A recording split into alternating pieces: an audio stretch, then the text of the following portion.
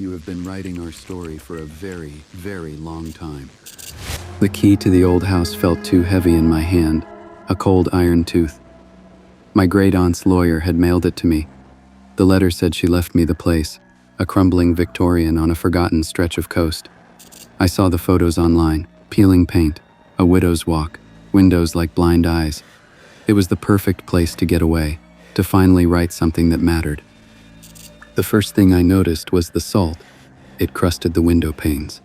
It gritted under my shoes on the porch. The air itself tasted of it, thick and metallic on the tongue.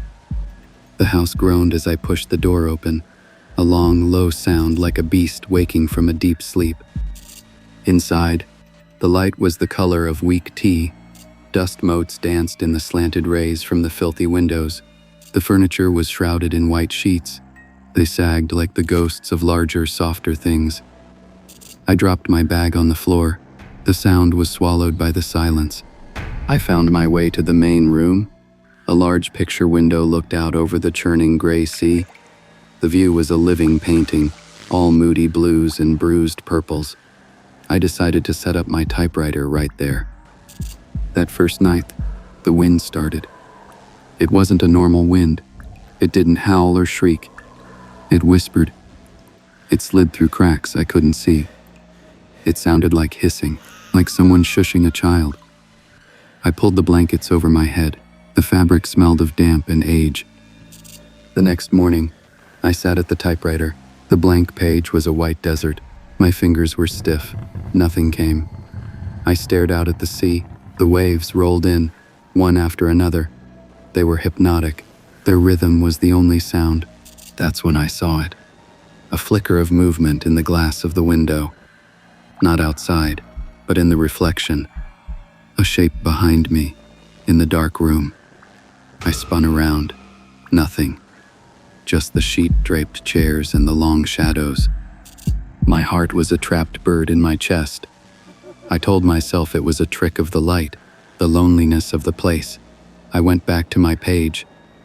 The next day, it was the smell. The salt air had always been there. But this was different. It was the smell of low tide, of things left to rot on wet rocks. It was sweet and foul at the same time. I checked under the sink. I searched the basement. I found nothing but dust and old spider webs. The smell clung to my clothes. It clung to the back of my throat. That night, the whispers in the wind got clearer. They weren't words. Not exactly. They were like the memory of words, the sound a shell makes when you hold it to your ear. I put in earplugs. I could still hear it, a low, wet murmur, right inside my head. I stopped sleeping. I drank coffee that tasted of salt. My typewriter gathered a fine gray dust. I spent my days at the window. I watched the sea. The waves were always the same. In, then out. In, then out. The reflections in the glass got worse. I would see a tall, thin shape standing just behind my chair. Its outline was blurry, like a person seen through water. When I turned, it was gone. But the room was changing. The sheets on the furniture were always damp now. They left dark patches on the floorboards. The walls felt soft to the touch. A pale, fuzzy mold grew in the corners. It looked like frost on a window pane. I tried to leave. I packed my bag and walked to the door. My hand on the knob was slippery with sweat. Or maybe it was moisture from the wood. The door wouldn't open. It wasn't locked. It was stuck, sealed shut, as if the frame had swollen. I yanked until my shoulders ached. The house held its breath. I was crying. I didn't even realize it until I tasted the salt on my lips. I was so tired. I stumbled back to my chair by the window. The sea was calm, too calm. It was a flat, oily sheet of gray. The reflection in the glass was sharp now. I didn't want to look. I couldn't look away. I saw it clearly. The thing behind me. It wasn't tall and thin anymore. It was my shape. It sat in a chair, its back to me, staring out at the sea. Its shoulders were rounded with the same exhaustion I felt. Its hair was my hair, but its skin had a soft, porous look, like pumice stone. It was covered in a fine white powder.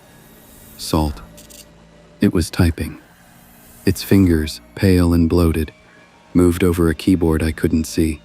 Tap, tap, tap. The sound wasn't in the reflection. It was in the room with me. A soft, wet clicking, like pebbles knocking together underwater. I tried to scream. The sound that came out was a choked gurgle. My throat was too dry, salt dry. Slowly, as if moving through syrup, the thing in the reflection stopped typing. It began to turn its head.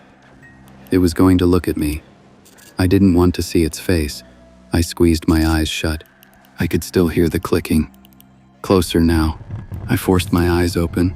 I was not looking at the reflection anymore. I was looking out the window. The sea was gone. The world outside the glass was gone. It had been replaced by a wall of dark, moving water. Seaweed tangled in it like green hair. A large dead fish bumped against the glass. Its eye was milky white. The water was rising. It was already above the porch roof. It was at the level of the window. The house was submerged. It had been for a long time. The clicking was right behind my ear. I could feel a cold dampness on my neck. I looked down at my hands resting on the typewriter keys. My skin was bleached and wrinkled. It was pruned, like I had been in the bath too long. A fine white crust grew up my wrists. Salt. My fingers were stiff. They were cold. I tried to move them. I couldn't. The only thing I could move were my eyes. I looked at the page in the typewriter. It wasn't blank. Words were typed there, over and over, in perfect rows, filling every line, the same 2 words, again and again. We're home. We're home. We're home. The clicking starts again. My fingers are moving. They are typing it all down. They are writing the only story left to tell. The water presses against the glass. It will not break. It is already inside.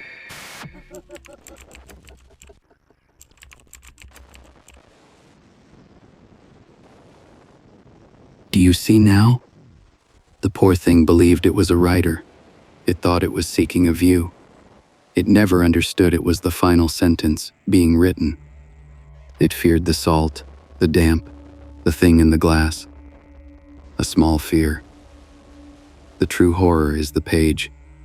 The story that was always here, waiting for a character to fill the empty space.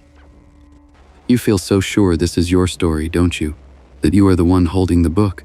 How can you be certain you are not just a very convincing word? Until next time.